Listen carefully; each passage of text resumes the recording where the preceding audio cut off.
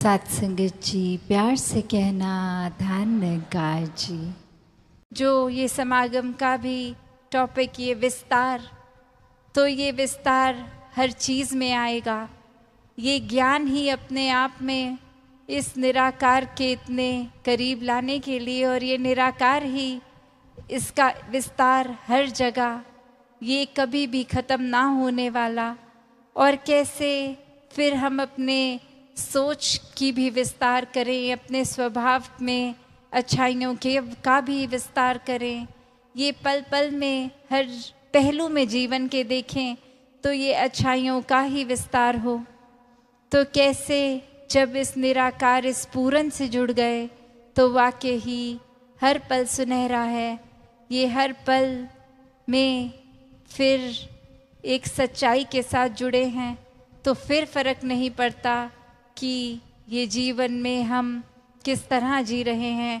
अभी उठ के कोई अपनी ड्रीम्स बना रहे हैं या सोते हुए कोई सपना आया, सब एक बराबर लगता है, क्योंकि इस निराकार से ये लिप जुड़ गई है। और फिर वो बंद आँखों का भी सपना मुबारक है, और जीते हुए अपने सपनों की ओर एक परिश्रम करते हुए वो अचीव करने की कोशिश भी मुबारक, क्योंकि वो हर चीज़ ही भक्ति बनी है। फिर ये दिल हर समय खुश ही रहता है, हर एक को खुशियाँ देने के बहाने ढूंढता है। किसी के प्रति ऐसी सोच नहीं कि एक इंसान का नुकसान किया जाए। बस यही होता है कि अगर कोई परिस्थिति ऐसी भी है जहाँ खुद अपने आप को एक पल के लिए कांटा भी चुभता है, पर दूसरे के लिए अपने हाथों से वो फूल की पंखुड़ी उनके रास्ते में बिछा दी जाए, तो ऐसा ही जीवन, ये कोई किताबी बातों का जीवन नहीं है, ये कोई हाइपोथेटिकल जीवन नहीं है, ये संतों का जीवन है। संत ऐसे ही होते हैं। और अब वो हम अपने आप से मेल कर लें ऐसे जीवन का। क्या हमारा जीवन ऐसा हो गया है? ये रुतबा ये बोलने के लिए तो महापुरुष शब्द हमारे लिए संत बोल देते हैं, पर क्या हम उस पे उतरे हैं? सिर्फ ब्रह्म ज्ञान होना ही क्या काफ़ी है? एक जीवन को ब्रह्म ज्ञान पे अगर नहीं चलाया तो ब्रह्म ज्ञान हिस्से में हो ना हो एक बराबर ही है। तो ये तो भक्ति की शुरुआत ही ब्रह्म ज्ञान है। इस भक्ति को हर एक ने जीना है, हर एक के हिस्से आ सकती है। हर एक के अंदर इस निराकार ने वो कैपेसिटी, वो कैपेबिलिटी भी भरी है कि पूर्ण संत बन सकें। तो जो फासला है, जो चीज़ें भी हमें रोक रही हैं ऐसा जीवन जीने के लिए, उसको खुद में झांक के आइडेंटिफाई करें, देखें क्या है, किन चीज़ों पे काम करना है। ये निराकार तो हर समय ही साथ है, इसका सहारा लेते रहें और हर पल खुद में ये सुधार करें, ये ब्रह्म ज्ञान की समझ का विस्तार करें। ये निराकार, ये दातार, ये परमात्मा जिनके है, तो कोई भी चीज़ ये दुनिया की हो, मन परमात्मा में ही रहता है और किसी चीज़ में उलझता नहीं, खचित नहीं होता। कैसे एक संसार का रूप भी, वो भी एक देखा कि यहाँ अगर हम देखते हैं कि हम जिस जगह पे भी रहते हैं, कोई भी सत्संग भवन हमसे कुछ दूरी पर ही होता है। एक इतनी कन्वीनियंस कि एक या तो पैदल का रास्ता है या कोई और साधन से भी, मोटर से भी, बस से भी, किसी और साधन से भी जाते हैं तो बहुत ही कम समय में पहुंच भी जाते हैं। और वहाँ दूर देशों में रहने वाले संतों की अरदास कि हम जहाँ रहते हैं वहाँ से नज़दीक भी सत्संग भवन 5 घंटे की ड्राइव पे है, 2 घंटे की फ्लाइट पे है। तो वो ये सारी प्रॉब्लम होने के बावजूद भी सत्संग आते हैं।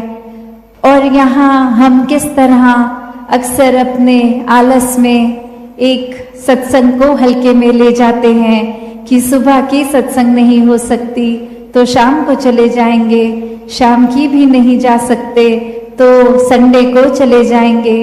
एक बहाना, एक आलस्य, तो वो कद्र कहीं ना कहीं सत्संग की भी खोते जाते हैं और एक मन फिर माया में ही उलझता है।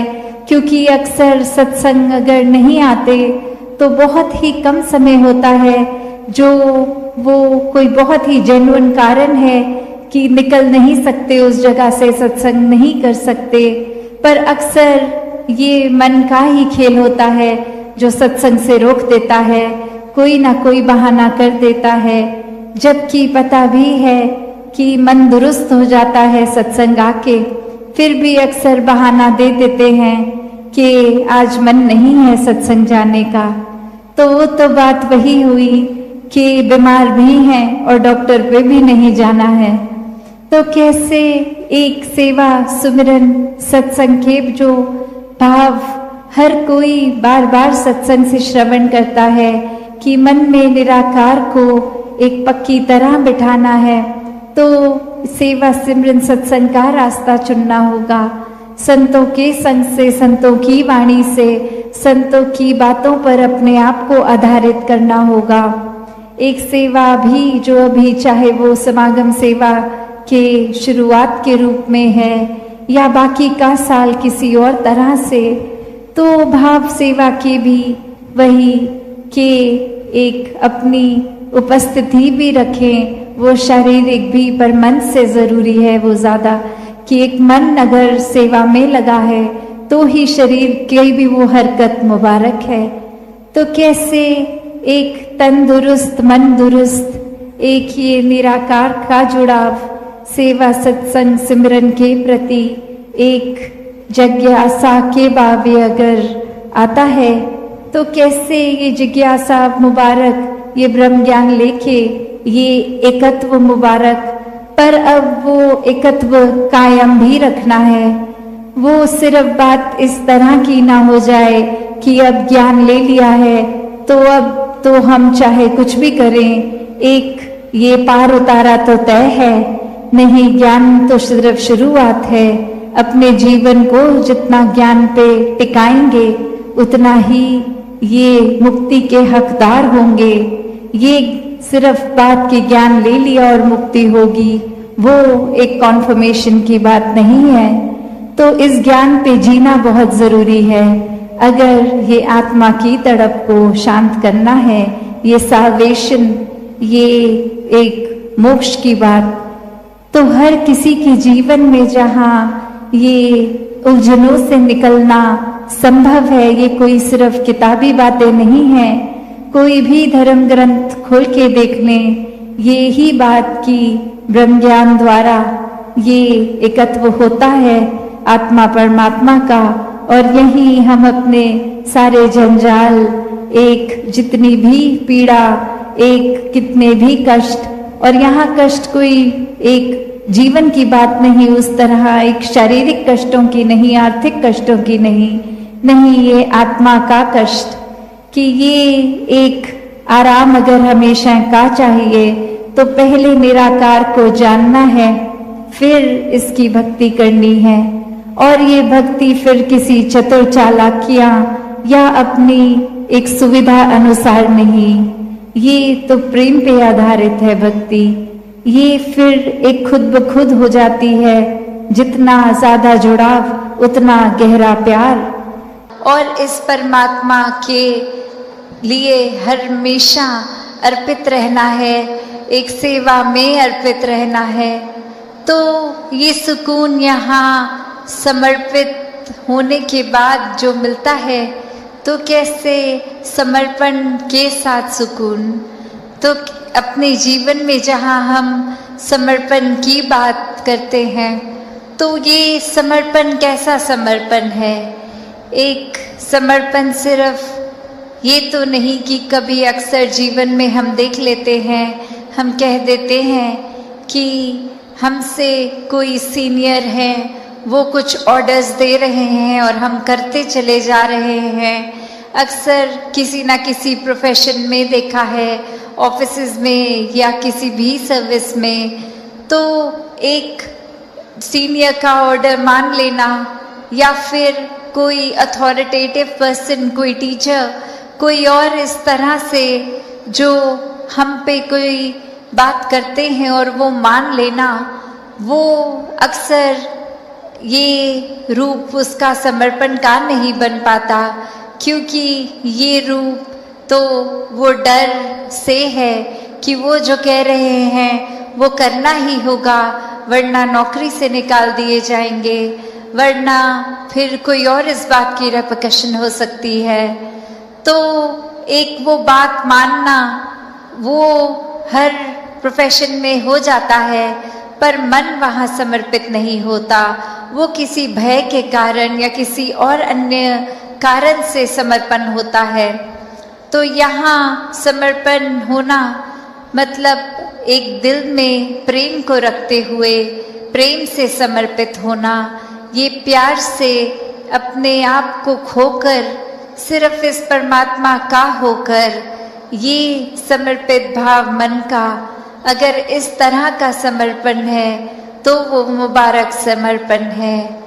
तो कैसे एक अक्सर बात ये होती है कि हमने समर्पण अगर कर दिया तो ये जो इतने सालों में अक्सर अगर हम सोच के भी देखें कि छोटी उम्र से ही पढ़ते लिखते एक डिग्रियां मिल गई, एक हमें कोई और उपाधि मिल गई, तो ये कमाने के लिए चाहे कितने वर्ष लग गए, पर जब समर्पण की बात आती है, अहंकार को तजने की, अहंकार गंवाने की, तो उसमें उतने ही साल नहीं लगते। ये तो एक पल में ही समर्पण हो जाता है। जैसे ही ये मन समझ लेता है कि ये शरीर में नहीं हूँ, ये आत्मा का असली रूप परमात्मा है, और शरीर ने तो अपनी यात्रा कुछ सालों में करके इसका एक विनाश हो जाना है, तो कैसे ये समर्पित जीवन जिया जाए जब तक जीवन है। तो बात वही एक कहानी के साथ तासपनी रखना चाहेगी कि एक बार एक गुरु के पास शिष्य आता है जो काफ़ी सालों के बाद, और आते ही अपने गुरु के आगे 1000 सोने की गिनियाँ दे देता है और ये कहता है कि इतने वर्ष मैंने काम काज किया और बात मन में यही आती रही कि आपके सामने आशीर्वाद लेंगे जब 1000 गिनियाँ पूरी हो जाएंगी, और आज ये बोरी भर के आपके पास ये समर्पित करने के लिए आए हैं और आप इसको कबूल कीजिए।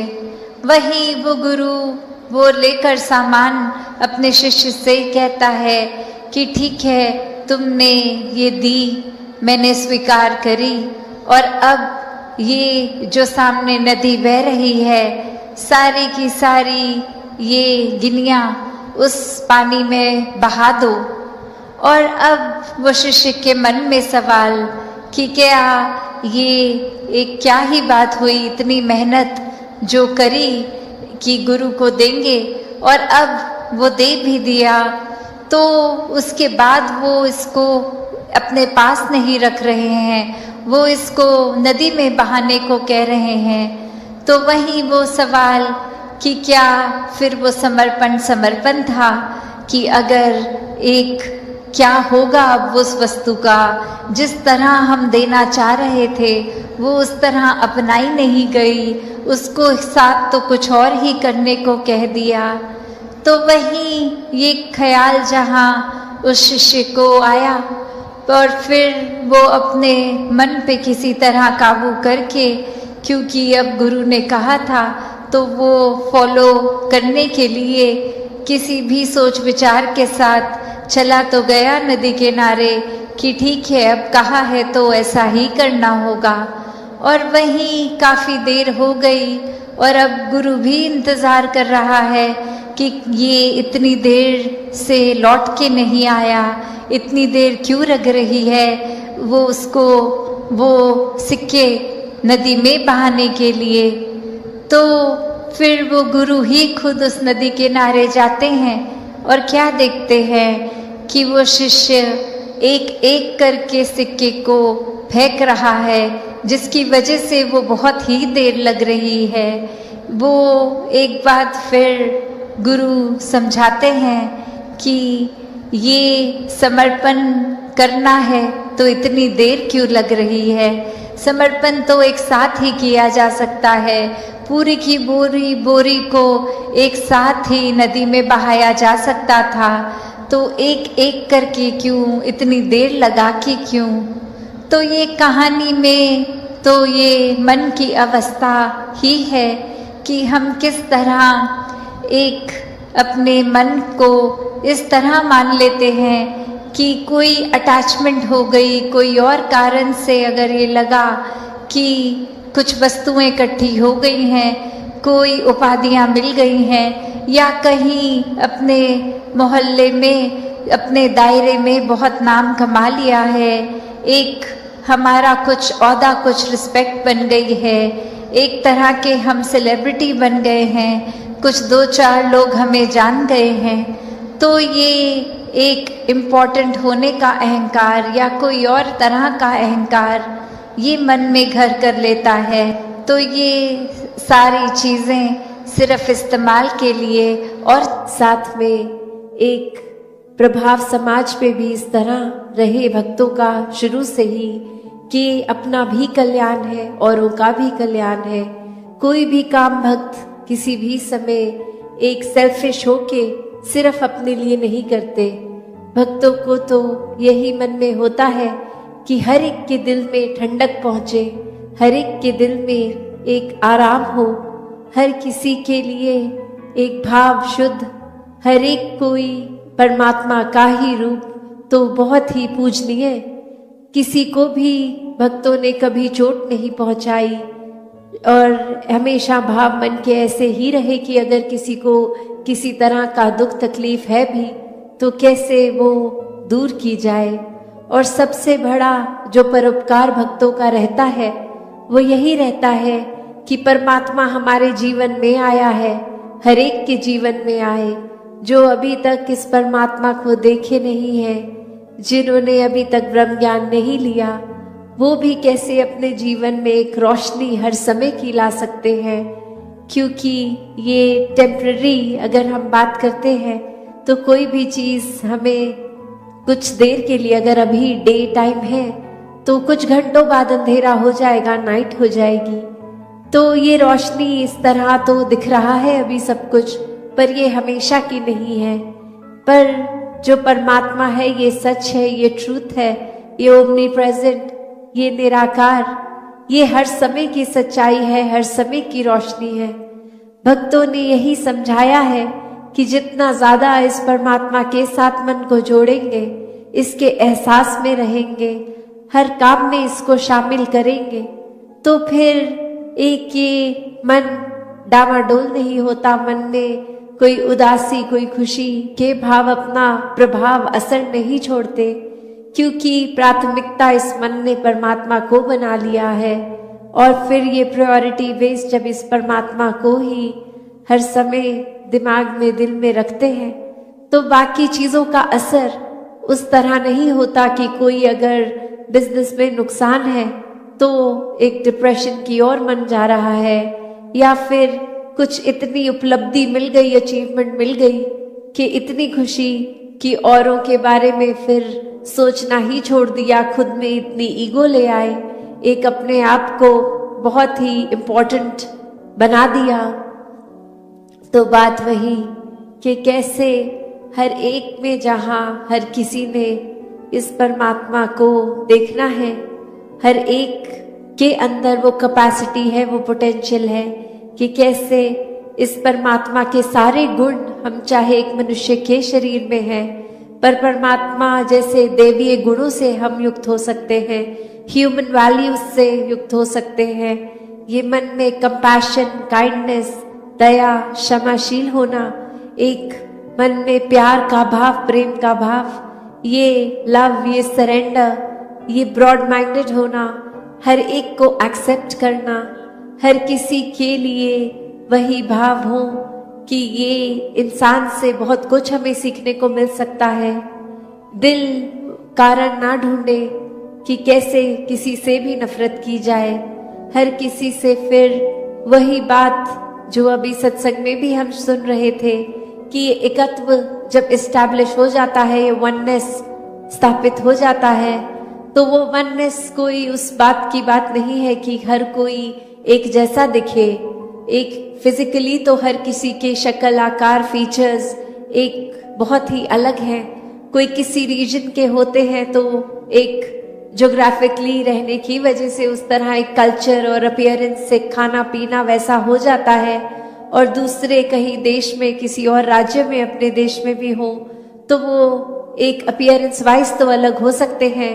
बट जो अभी कॉमन थ्रेड की भी बात हो रही थी कि ये परमात्मा ही है जो जहाँ पूरे ब्रह्मांड में है, एक वो कनेक्शन हमारी इस परमात्मा से जब है तो संसार के हर इंसान से हर कोई अपना है, हर एक में परमात्मा का वास। सात संगत जी, धन धन काज।